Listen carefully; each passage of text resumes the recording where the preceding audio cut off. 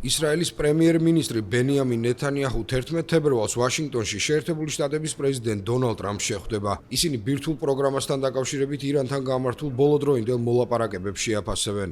ისრაელის პრემიერის ადმინისტრაციაში განაცხადეს, რომ ირანთან მოლაპარაკებების დროს აუცილებლად უნდა იყოს განხილული მისი ბალისტიკური რაკეტების პროგრამისა და რეგიონში შეიარაღებული დაჯგუფებების მხარდაჭერის შეზღუდვის საკითხიც, რასაც ირანის საგარეო საქმეთა მინისტრი აბას არაღჩი არ ეთანხმება. რაკეტებისა და თავდაცვის საკითხები ჩვენი თავდაცვისა და უსაფრთხოების თემებია და განხილვას არ ექვემდებარება.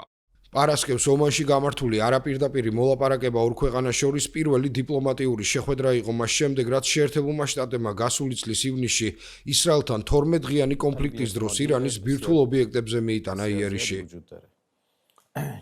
არსებობს ძალიან დიდი უნდობლობა, როგორ შეიძლება ნდობის აღდგენა. ჩემი აზრით ადვილი არ არის. ეს, რა თქმა უნდა, შეერთებულმა შტატებმა შექმნა. მოლაპარაკებების წინა რაუნდში ჩვენ არ დავსხმევართ მათ თავს.